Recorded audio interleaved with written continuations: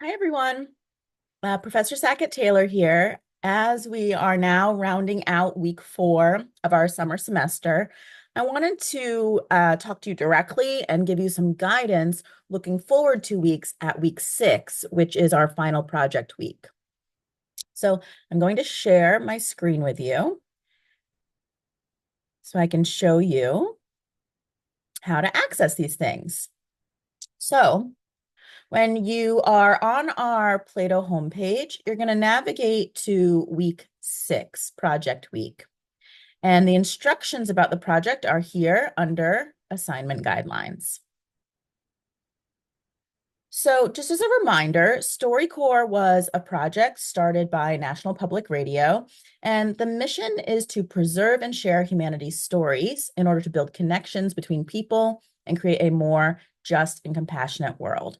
Essentially, what this project does is it gives ordinary people like you and me an opportunity to share our lived experiences and record our voices, and then those conversations are archived in the Library of Congress and can act kind of like a oh, what's the word when you bury something in time capsule? It acts kind of like a time capsule. The idea is that we're sharing our own stories with other people in real time.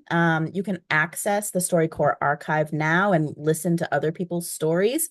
Obviously, you've been doing that all semester, but where the hope is that years from now, people will look back and be able to say, what was it like to be living in 2024? What were some of the issues that people were dealing with in the United States and around the world? So you're going to choose a partner. Your partner can be anybody. It can be a family member, a friend, a roommate. It should be someone that you know and that you care about and that you're looking forward to having a conversation with. So you'll choose a partner, and then you'll choose an economic topic that we covered in this class. And I want you to think broadly about this. The theme should be informed by an economic topic that was in our content, but where that theme takes you in terms of how it's been applied in your own life or in the life of your partner can go in many directions. So typically a StoryCorps interview is 40 minutes of uninterrupted, meaningful conversation with someone that you care about. And so I want you to be thinking about what are the questions or the memories that you would really like to preserve. But this conversation should not be done without adequate preparation. So step 1 is to find your partner. It should be someone you feel comfortable sharing your personal stories, ideas, and beliefs with. But I do, think that really good conversations can come when it's two people from different backgrounds or who have different experiences.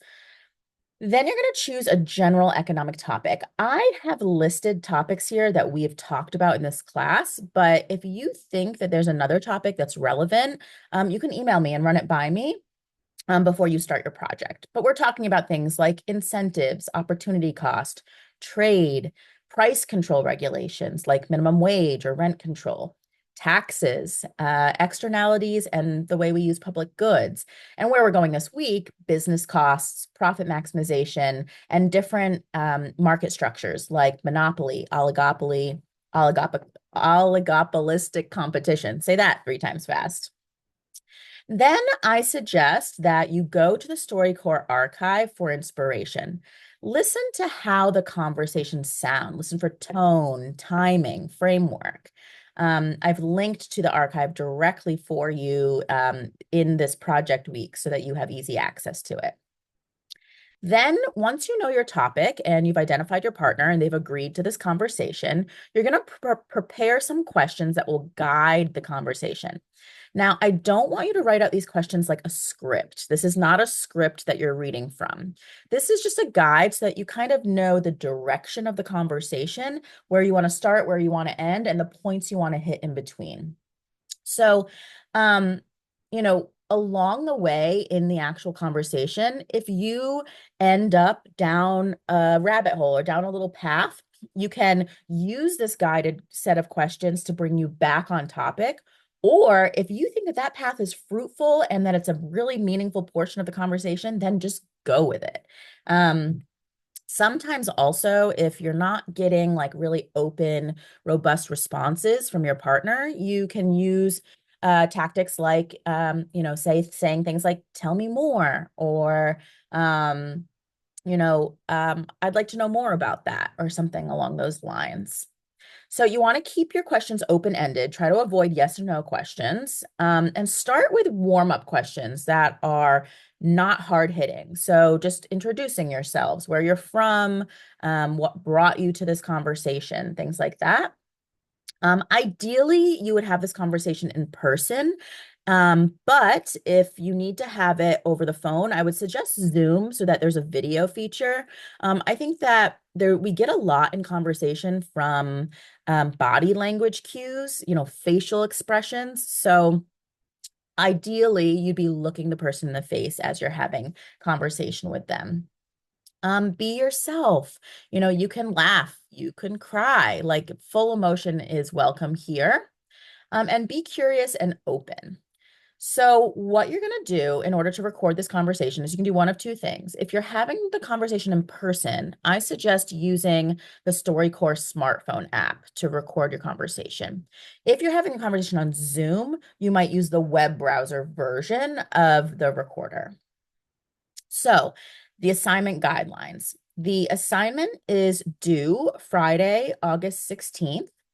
Your recorded conversation has to be a minimum of 30 minutes. Typically, these conversations are around 40 minutes, no less than 30, maybe no more than an hour.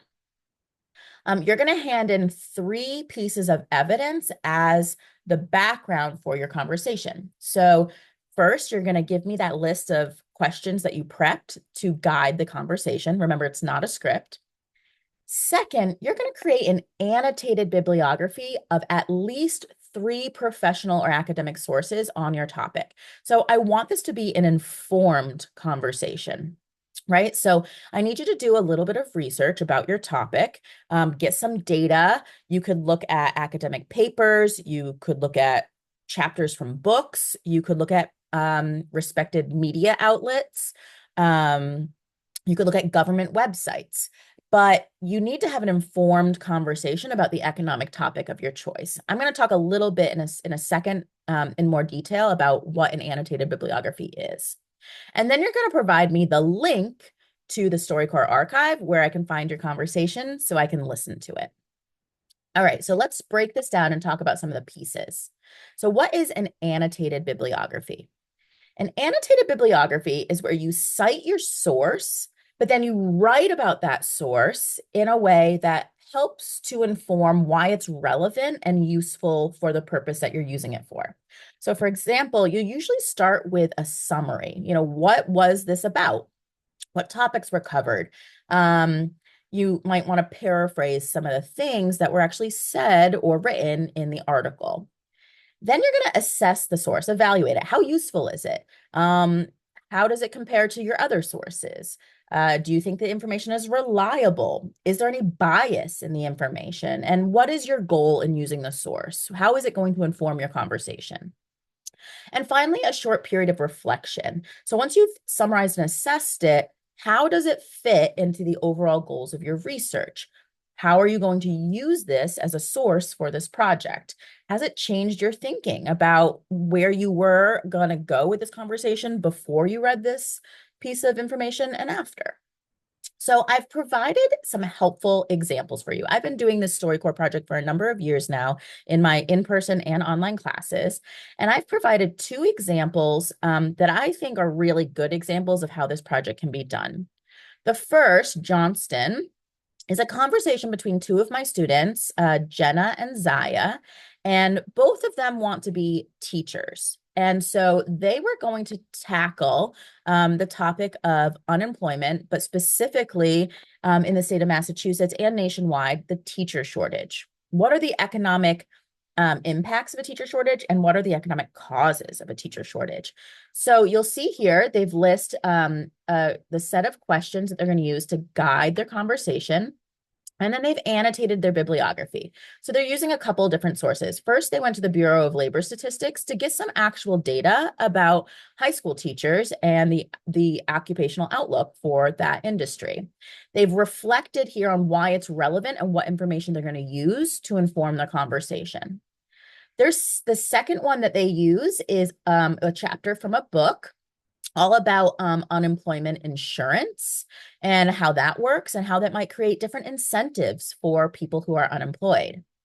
Their final source was an article by National Public Radio. So it's like a transcribed radio broadcast. And it's titled, what do we and what don't we know about teacher shortages and what can be done about them? So this really hones in on their specific topic and informs where they're going to start the conversation so that they know the context for what they're talking about. And then you'll see here, there's a link to their StoryCorps. So if you click here on their StoryCorps link, you'll find that their conversation is here in the archive, and I would encourage you to listen to this. Their conversation ended up being just around 34 minutes long, and I think this is a great example of where this project can go. They start off with just introducing themselves, they go into why they were interested in this topic, and then they use their sources to inform their conversation, but they're also offering their own opinions and drawing on their own lived experiences to inform their thoughts on this economic topic. So that's the first example that I've provided to you. The second example is lions. This was actually a group of 3. I honestly don't suggest doing this because it can be difficult to integrate that third voice. A conversation I think really is best between 2. It worked okay, but you'll hear that like it feels more scripted because they had to be really intentional about integrating all 3 voices. Whereas I feel like if there were 2 of them, it would have been a more easeful back and forth. But anyway, what I really like about this project was the background research that they did.